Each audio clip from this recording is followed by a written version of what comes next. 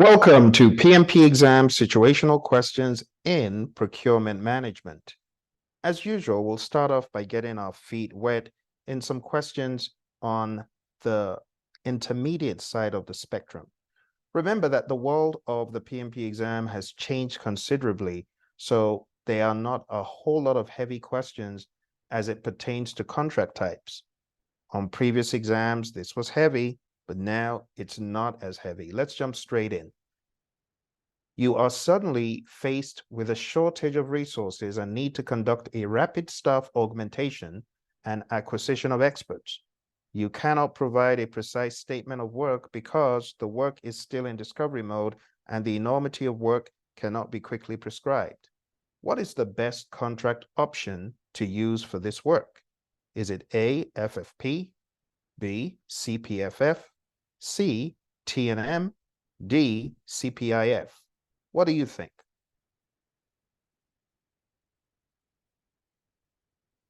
Hit the pause button for more time. I will reveal the answer shortly. Okay, so here is the logic, my friends. The logic for this is to assess what is going on currently. You cannot provide a precise statement of work because the work is still in discovery mode and the enormity of the work cannot be quickly prescribed. When you take a look at that and you use the process of elimination, if the work cannot be described quickly, then of course it cannot be firm fixed price. So the items that are fixed, we want to look at those as not possible. The other one is B. So the item fixed in option B is FF.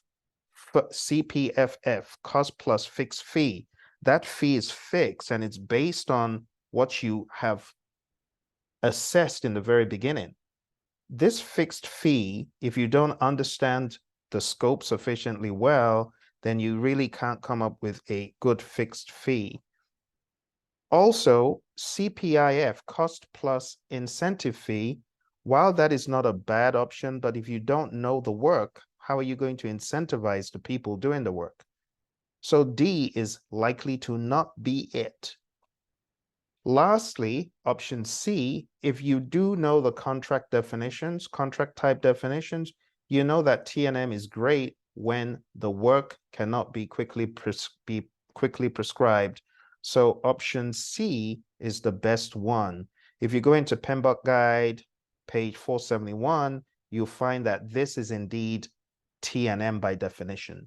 It's time and material. So T&M, for those of you who are new to the world of PMP exam, T&M, time and materials, contract, okay? So that's the best answer for that first one. Let's move on to another question. You are a solar power consultant providing services to Siberia. The performance period spans a considerable period of years, and payments are to be made in the local currency, which is 107 to 1 in favor of your currency, but inflation changes and cost decreases for specific commodities are a concern to both parties. Which contract type should you best choose based on these concerns? Is it A, FFP, B, FP-EPA, C, T&M, or D, FPAF? I'll give you time to think about it.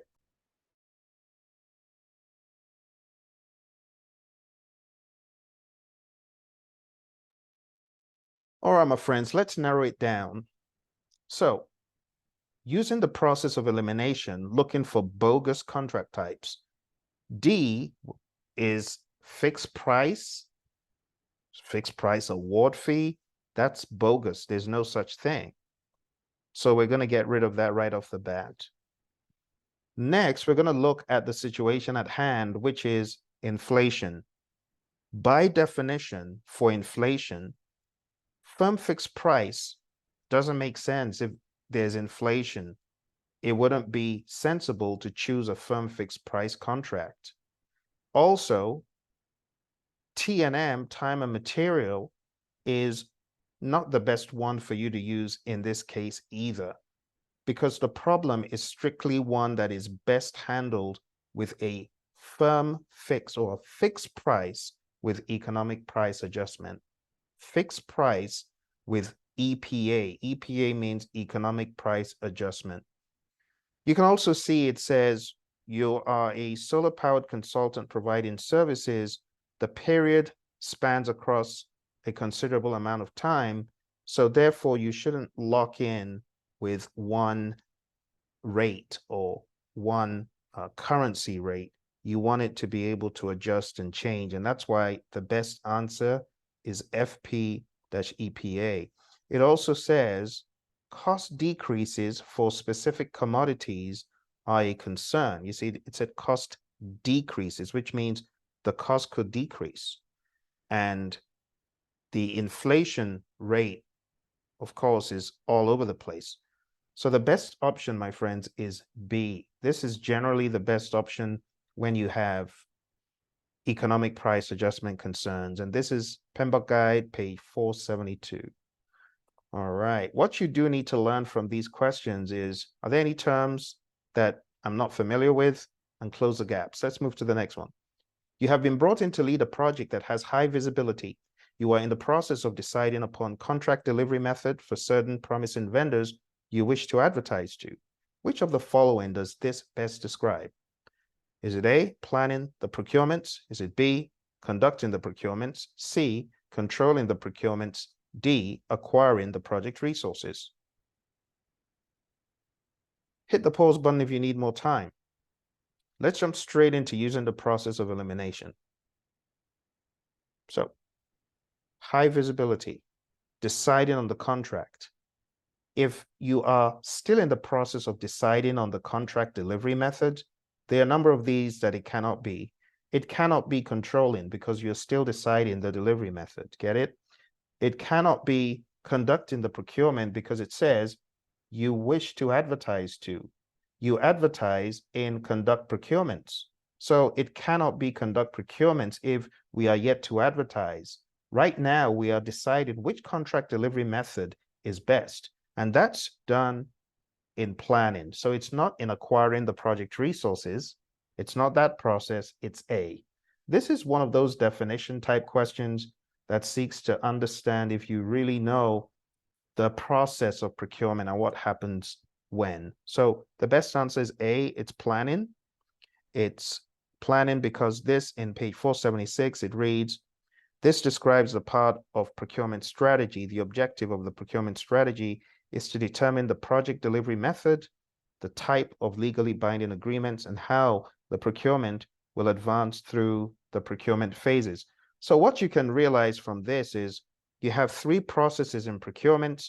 You need to know them well. You need to know your definitions well, and then you can navigate the questions. Let's jump into this next one. The bidding war between Company X and Company Y has been very convoluted. Company A is in negotiations with both firms on a very competitive turnkey project. Weeks later, you are now in the process of finalizing the legal agreement for delivery with the prospective seller. Which of the following does this describe? Is it A, planning the procurements, B, conducting the procurements, C, controlling the procurements, or D, acquiring the project resources? Hit the pause button for more time. Using the process of elimination, it mentions a bidding war between companies involved, right? It says Company A is in negotiations with both firms on a very competitive turnkey project. So Company A is the buyer, Company X and Y are the seller. You're definitely not in planning at this point. So with the process of elimination, you can say, that's not planning. We are negotiating. That's not controlling yet. And that's definitely not acquiring resources. That has to be conducting procurements. Okay, so the answer to this is B. I hope that makes sense. Make sure you know your definitions. I would say do a Google search for this item, and I'm going to move to the next question after that, but do a search for fails cheat sheet, and you will get a PDF that I've put together to help you understand the definitions very succinctly. All right, let's move on to the next question. You're working on deciding upon the source selection criteria to be used. This stage also requires advertising to be used along with proposal evaluation and selection of sellers. Which procurement process should you work on next? Is it A, planning the procurements, B, conducting the procurements, C, controlling the procurements, or D, acquiring the project resources? All right, let's go ahead and with the process of elimination, hit the pause button if you need more time. But since we are in the middle, it says you are working on deciding on this. This stage also requires this. So you know you are advertising. If you're advertising, you're not planning anymore. You're carrying out work. You're executing, as it were. And if you're executing and doing proposal evaluation and seller selection, then you are in conduct procurements. But the question is, what should you work on next? The next thing to do after conduct procurements is not acquiring the resources. It's C. It's controlling the procurements. So I hope that makes sense. The best answer, my friends, in this case is C. All right, these have been relatively straightforward so far. Let's go to another one. On a build, own, operate, transfer, boot arrangement, the government has refused to back down on a certain change request to modify contract terms despite your firm's disagreement.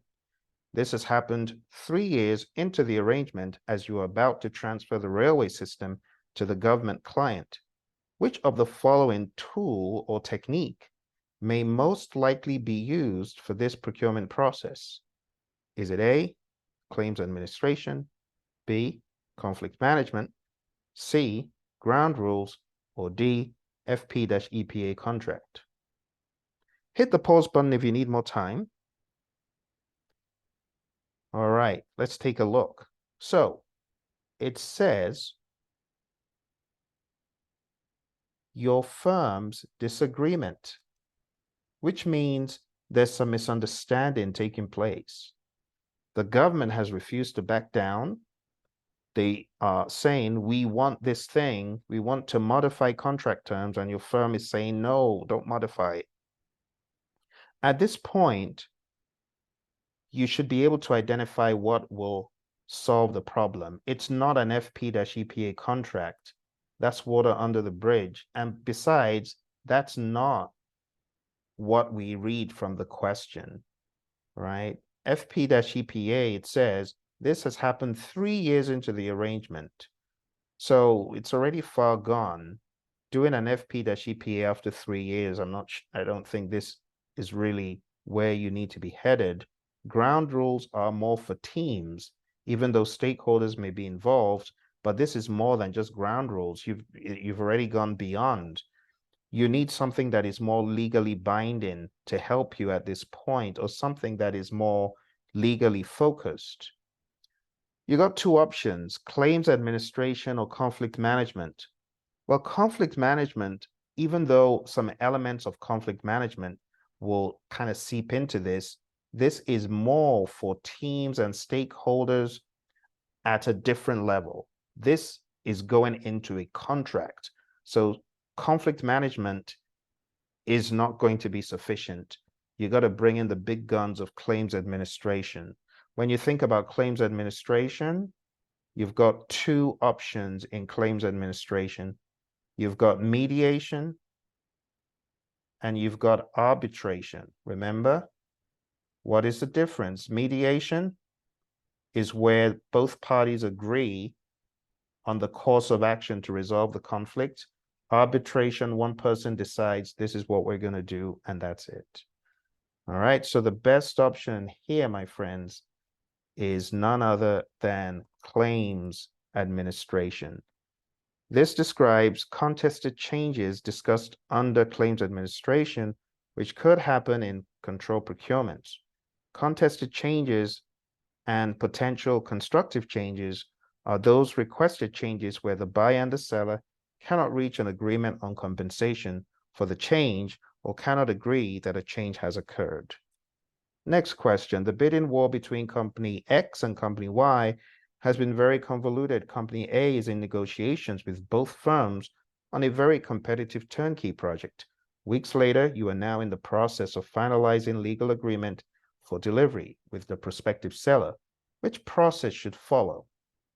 Is it A, estimate costs, B, conduct procurements, C, control procurements, or D, plan procurement management?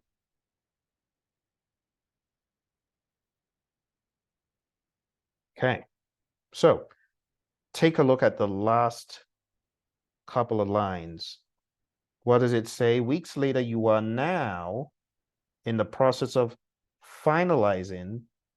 Don't be moved by the word legal. It's a red herring. You are now in the process of finalizing the agreement. In other words, a contract. So right now, if you're finalizing a contract, you're not in estimate cost, you're not in plan procurement management, and you're not in control procurements, right? You are in conduct procurements. But the question says, which process should follow?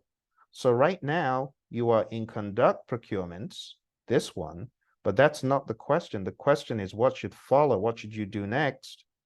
So what should follow is more control procurements. So that is the answer that we were looking for here is C, control procurements. After finalizing the legal agreement in conduct procurements, control procurement should follow. All right, I hope this is making sense. Don't forget to smash that like button if you're getting value from this, and look for all the other videos in the series, and make sure you share with your friends. Let's go to the next one. When deciding upon a contract arrangement, your CEO decides on an alternative to limit the overall budget to a fixed amount. This allows the customer to incorporate new ideas and innovations into the project not originally planned. Work should be closely monitored as hours allocated reach their limit. Which contract does this describe? Is it A, not to exceed time and materials? Is it B, early cancellation option? Is it C, fixed price incentive fee? Or is it D, cost plus percentage of cost? All right, let's use the process of elimination, my friends. Hit the pause button if you need more time, but let's go ahead and begin to strike them out one by one. First and foremost, CPPC is now branded an illegal contract. There's no such contract anymore. There used to be, but a cost plus percentage of the final cost is an illegal contract. That is not done anymore. We cancel that. Now we've got 3. Early cancellation option just means you are given an out to be able to cancel early. Now, this is a rather agile way of thinking, and it's not bad, but let's read what this contract is. It says, limit the overall budget. We're not saying cancel, early cancellation of the project. So it's not B. Let's look at option A, not to exceed time and materials, NTE. That sounds familiar because it says work should be closely monitored as hours allocated reach their limit. Hours reach their limit. Fixed price incentive fee does not have a clause of hours meeting their limit. So it's not C, it would have to be A, not to exceed time and materials. You may also hear this being referred to as an NTE. Definitely know your definitions and it will help. It says in this should be chapters 4 or 5, I think. Page 77 of APG, it says, not to exceed time and materials. Customers incur wanted risk from a traditional time and materials approach. One alternative is to limit the overall budget to a fixed amount. So if you go to the Agile Practice Guide, page 77 and 78, these are great pages to read to understand the world of Agile contracts. Okay. Let's go to our next one. You are a project manager working with a very siloed team. Instead of a cross-functional team, communication is very laborious and the pace of work has become slow. What should you do in a hybrid environment to get things back on track? Choose the best 2 options. Is it A, ask the people who are part of the project to self-organize as cross-functional teams? Is it B, use servant leadership skills to help the managers understand why Agile needs cross-functional teams? Is it C, chaos is normal and needs to be expected in Agile environments? Doing anything will only destabilize the team's equilibrium. Have a second daily scrum. Or is it D, Sutherland's rule? Hybrid environments are unproductive and should be avoided at all costs. What do you think? I'll give you time to think about it.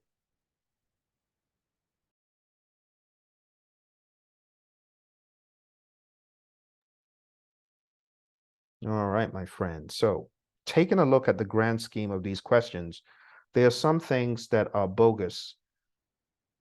Let's get rid of what is bogus. Sutherland's rule does not exist. This is alluding to Jeff Sutherland, and there's no such rule. So that's bogus.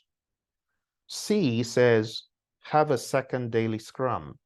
There's no need to have a second daily scrum. There is one daily scrum. So that's unfounded advice. While chaos is normal, we don't expect it to be sustained in the world of Agile. And saying doing anything will only destabilize the team's equilibrium is also false. We take that out. So you got two options left. It's A and B. Those are the two correct options just by process of elimination. So A, ask the people who are part of the project to self-organize. That's not bad. It's a hybrid environment, remember? So you're going to incorporate some Agile in here. And B, using servant leadership skills. You can never go wrong, right?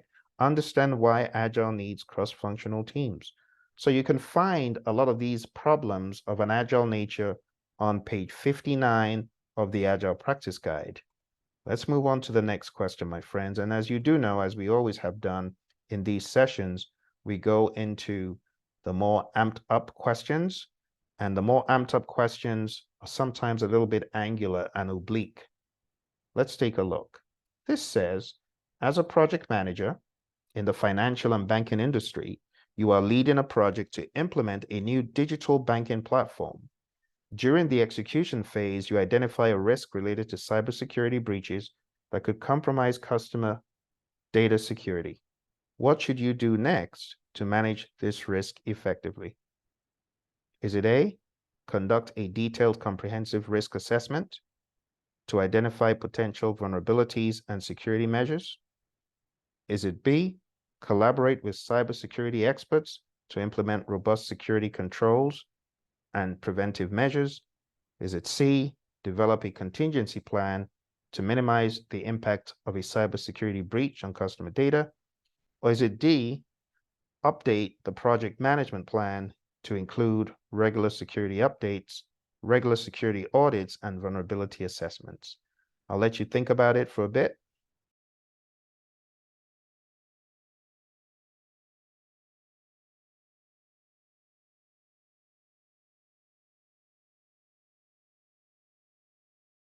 All right, my friends. So just taking a look at this right off the bat, one option is asking you to accept this. Can you identify which option that is? It's option C.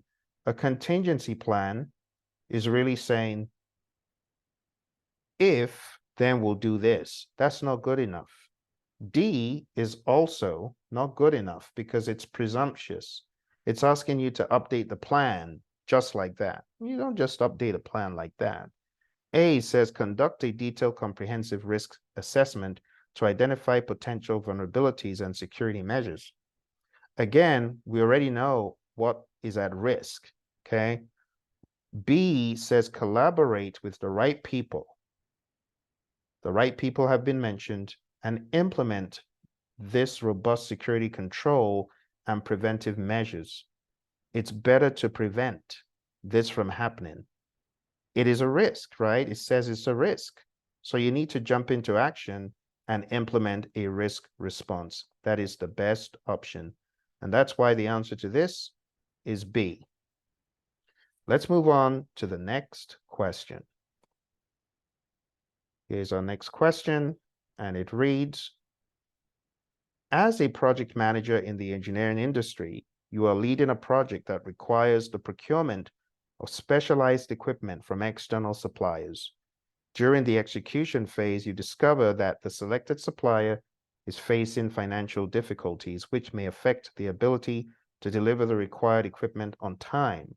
What should you do next to manage this procurement risk? Is it A, Evaluate the potential impact of the supplier's financial difficulties on the project timeline and deliverables. Is it B, develop a contingency plan to identify alternative suppliers capable of delivering the required equipment? Is it C, collaborate with the procurement team to monitor the supplier's financial situation and address any potential issues? Or is it D, update the project management plan to reflect the potential delay caused by the supplier's financial difficulties?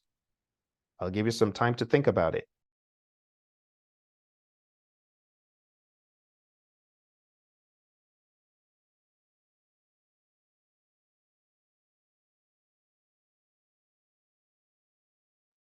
All right, let's take a look at what the best option is. You take a look at option A, evaluate the impact. You already know what the impact is. It says it could affect their ability to deliver the equipment on time. So schedule, right? So A is somewhat bogus because we know the potential impact on the timeline. It tells us, right? It tells us already that it could affect their ability to deliver on time. So A is just repeating the obvious. Let's take a look at D. Update the project management plan to reflect potential delay. This is presumptuous. You don't just update the plan. You got to go through considering what the problems are and the other actions you would take to counteract that. Let's look at C.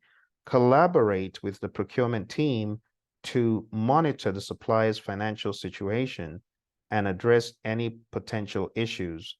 Well, you're going to address issues. That means the risk happens and then you're scrambling. It's better to deal with this right now for the risk that it is, because it said which may, okay?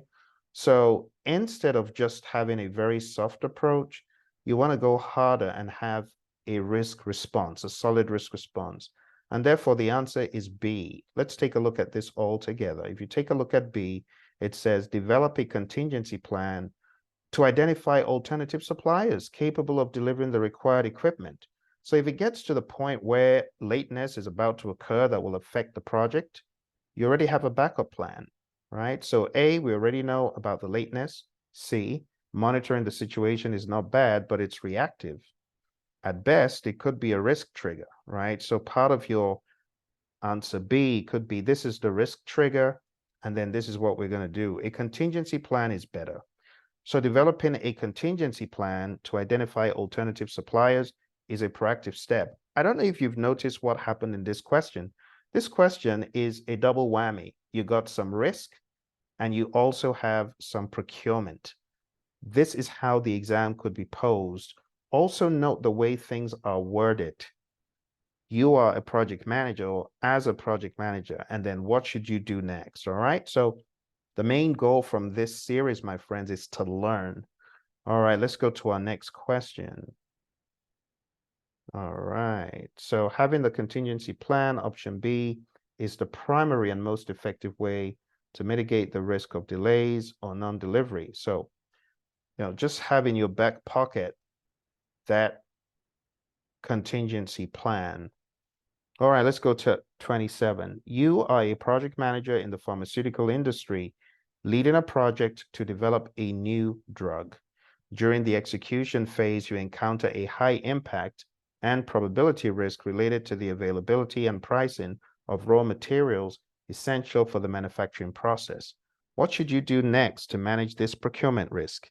Is it A, assess the potential impact of the raw material availability and pricing risk on the project's cost and timeline? Is it B, collaborate with the procurement team to identify alternative suppliers or negotiate favorable pricing agreements? Is it C, develop a risk management plan to address the raw material availability and pricing concerns? Is it D, update the project management plan to reflect the potential changes in procurement strategies and budget allocations? I'll give you time to think about the answer.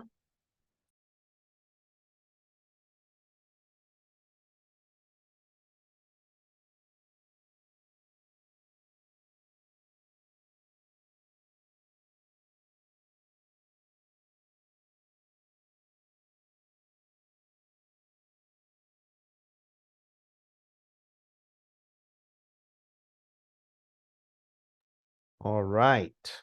Well, let's take a look at what the best answer is. I'm going to go through the options one by one as usual. So let's take a look at A. A just reads, assess the potential impact. Note the word impact here, my friends. You see, that word impact means what is the severity? But is that just repeating what the question has already said? Let's take a look. It says, during the execution phase, you encounter a high impact, high probability risk.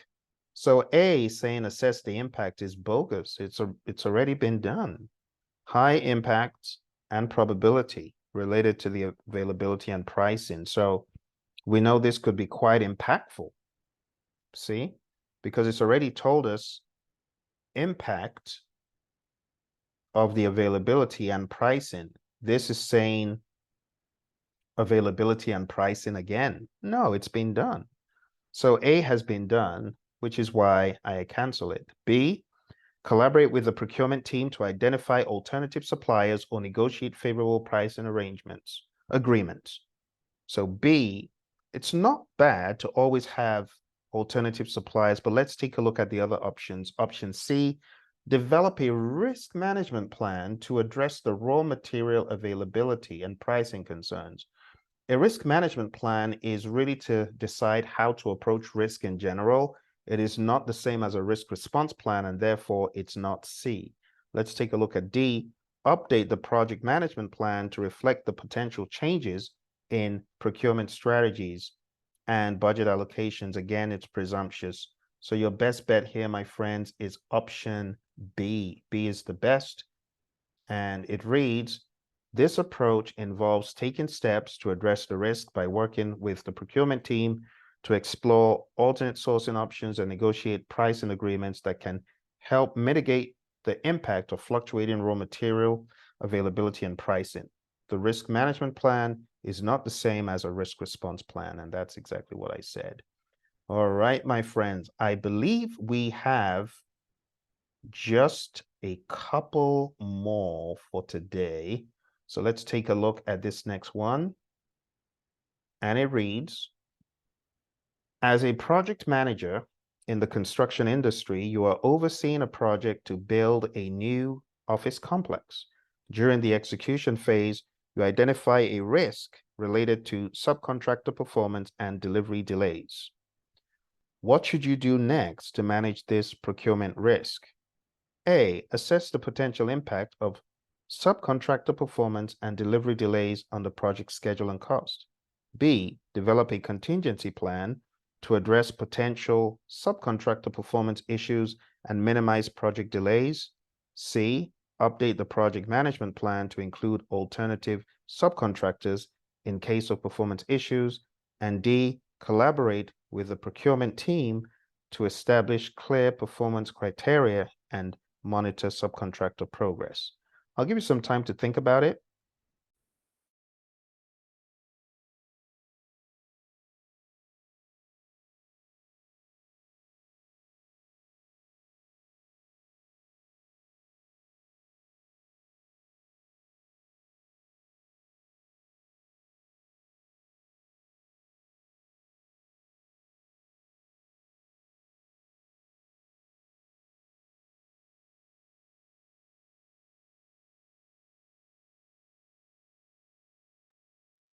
All right, my friends, I hope you have taken some time out.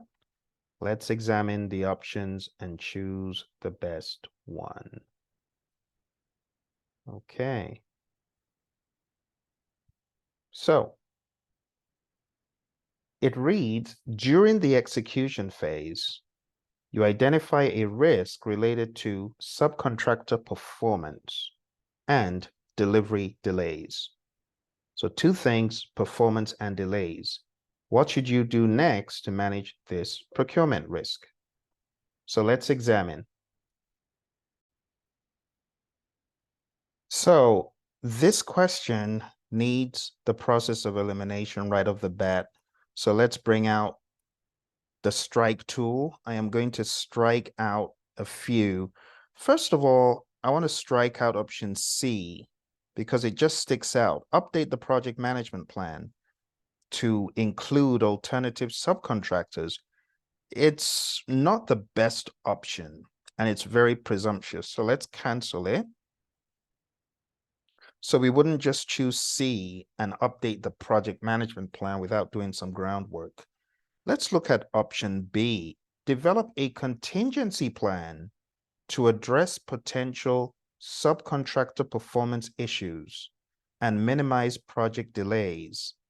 Your contingency plan is usually a fallback plan after the fact. So at this point, it may not be the best option to develop a contingency plan. Why not be more aggressive? And instead of saying, well, let's just see if they go off and then we'll do something if they go off, why not be proactive and do something about it so that they don't go off, or so that going off is minimized? So B is not the best option. So it's not C and it's not B. Let's also think further about what it said. It said during the execution phase. So this is rather tricky because if you think about procurement, in executing as a process group, what are you doing? You're really doing conduct procurement. But nonetheless, let's just look at the question. It said, you identified a risk related to subcontractor performance. Shouldn't you address that performance? Shouldn't you? You should. So option A that says, assess the potential impact of their performance and delivery delays on the project schedule, that's rather basic. It's something we've already done. We already know that their performance will have an impact on the project. So A is kind of like repeating what the question said. It said you identify a risk related to subcontractor performance. We already know it's relating to performance and delivery delays. So it relates to schedule. It's the performance that could affect the schedule. So it's like repeating the question. It really doesn't give any closure. Well, let's first of all assess this thing that we've already mentioned has a problem. No. A is not the best option in this case. Let's look at D. Collaborate with the procurement team to establish clear performance criteria and monitor subcontractor progress. So saying clear performance criteria, that's a risk mitigation measure right there. Is it too late to do that? No. By definition of procurement, the fact that this is alluding to conduct procurement, it's not too late. You should solidify that performance criteria before the contract is signed. So the best option, my friends, which I know is a head scratcher for many, has got to be D. It's not A because A is obvious. It's not B because B is weak. B is like, well, if this happens, then we have something to back it up. And then I also want to bring out the word used here, contingency plan for performance issues. Why do you want it to become a full-blown issue? You see how bad this option is? So it's not A, it's not B, it's not C. The best one is D. You are going to have moments on the exam where you scratch your head and say, could it be this? But then you will eliminate it because you realize it's a weak option. Things that are reactive, you don't want to choose that as your best option, definitely not. Okay, so here's the skinny. The option is D. The rationale is by collaborating with the procurement team to establish clear performance criteria and monitor subcontractor progress, which again is another risk coping mechanism. The project manager can proactively manage the procurement risk, ensure adherence to quality standards, and address any performance issues promptly. Option A is wrong because the impact is already quite clear. Option B is reactive because contingency plans are carried out as a reactive strategy after the fact. Option C is premature and does not address the immediate issue. All right, my friends, let's go for the final spinner. I call it the spinner because what we do is we take a look at a question that is a little bit more over the top than the others. Are you ready? Let's take a look at our over the top question for today. It's not so ridiculously over the top. Let's take a look. An experienced project manager on a hybrid project resigns, and a new project manager joins the team. During the initial assessment of project documentation, the new project manager discovers that the impediment log has not been updated for the past month. What should the project manager do? Is it A, consult the team to understand the current state of impediments? B, examine the issue log for risks and issues not on the impediment log? C, escalate the matter to the product owner since they own this backlog? Or D, check in with the business analyst as this is usually their job? What would you do? I'll give you a few seconds.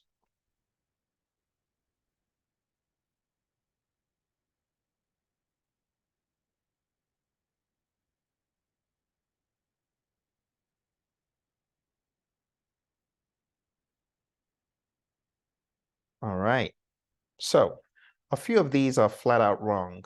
So process of elimination, the one that says check in with the business analyst because this is usually their job, that is bogus.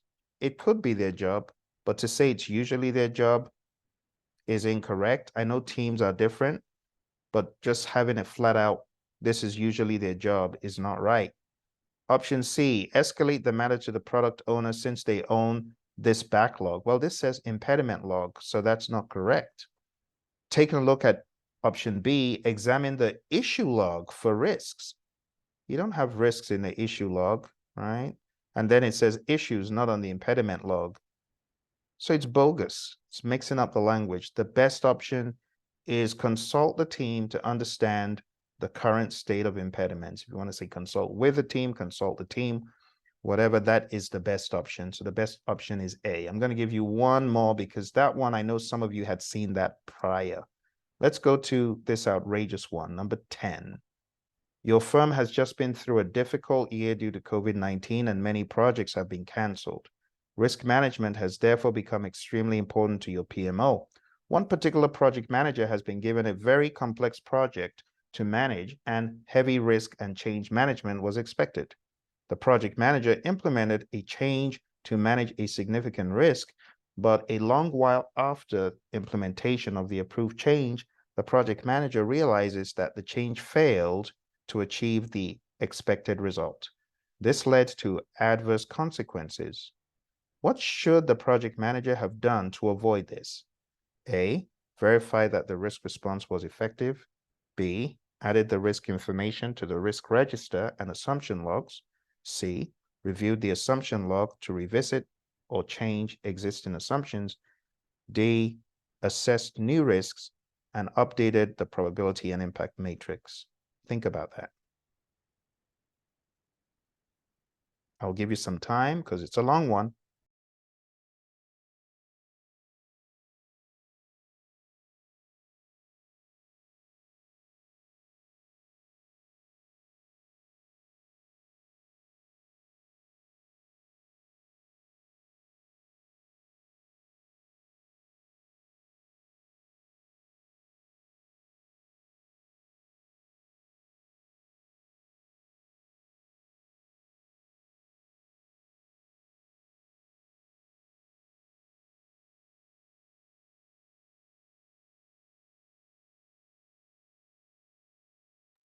All right, my friends. Story.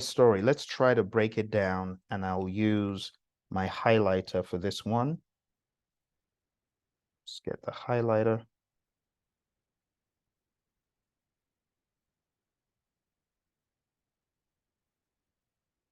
All right. So the first two sentences are pretty much standard stuff. But where we begin to see some helpful language, complex project. That's one I would definitely highlight. And then heavy risk and change management was expected. Still not really getting to the crux of the problem. The project manager implemented a change. Here we go. Implemented a change to manage a significant risk. So there was a change order to manage a risk, but after the implementation of the approved change, the project manager realizes that the change failed to achieve the expected result. This led to adverse consequences. So what should the project manager have done? I'm sorry for all the markings. I didn't realize those were there. I was so focused on the question. So it says, what should the project manager have done to avoid this? Let's ask ourselves if certain actions would have truly avoided this. So let's start from A. Verify that the risk response is effective. That sounds so ordinary. If I had verified that my response would work, I would not be at a point of failure. Isn't that so obvious? It's quite obvious. Let's look at option B. I'm not hugely convinced yet. Let's read B. Added the risk information to the risk register and assumption log. How would that have prevented you from having a less than ideal result if you added the risk information to the register? That doesn't talk about the change that was implemented, right? The change that was implemented was a risk response that ended up not being effective. So it's not a question of adding the information to some register or log. Option C, review the assumption log to revisit or change existing assumptions. So if I reviewed the assumption log, would it have prevented a problem, a less than ideal situation by reviewing the assumption? It says assumption log. There's nothing in this question that alludes to assumptions that were not obeyed. It really boils down to an implemented change that failed. As far as why it failed to achieve the expected result, we don't have enough information to say, oh, it was an assumption that ended up being an assumption that was not captured or an assumption that was not properly reviewed. We can't say that, can we? We can't. That would be presumptuous. Let's look at option D, assessed new risks. It just says it failed to achieve the expected result. It didn't tell us it's because a new risk emerged midway, right? And then updated the probability and impact matrix. That's bogus. You don't update the probability and impact matrix. So believe it or not, the most sensible answer is the most obvious one. You are going to get questions on the exam that may not be this long. Now, I have gathered my intelligence to understand this is kind of long for the PMP. This question, you wouldn't get anything as long, but you could get something maybe 4 to 5 lines long for some of the longer questions, okay? I've had the occasional person who said, well, this question length is not abnormal. It's just that you don't get a lot. So you can expect to get very long questions that make your time run out. Let's take a look at the rationalization behind this. So the answer is verify that the risk response was effective. And that's the best answer to the question because all the other options would not have avoided this current situation. I hope you found value from this, my friends. This has been fun going through these 10 chapters, well, 9 chapters with you. We've still got one more. I want to encourage you, if you're looking for training, if you're looking for help for your exam, go on down to our website, praizion.com. You can sign up right now for my PMP training and CAPM training on demand right now. Just go on down to the link. It's tinyurl.com/elite PMP. If you go to that link, you'll be able to sign up for my course right this moment.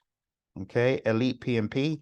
The information is tackled from the perspective of the PMP exam content outline, from the PMBOK 7, the PMBOK 6, Agile. There's a whole lot of stuff there. And also, if you're getting ready for the CAPM exam, then go to tinyurl.com/elite CAPM, and you will be able to sign up for both of these courses. You know that these courses will be available to you for a long period of time, right? Lifetime access. So there's low risk, but one thing If you do sign up for this course, I have a free 500-page book for you. I need you to hit me up and ask for it, and I'll make sure that you get that book. All right? For other courses, visit our website, www.praizion.com. Thank you, my friends. Hit the like button if you found value from it. Share with someone, and I wish you all the best on your PMP exam. Take care, and bye for now.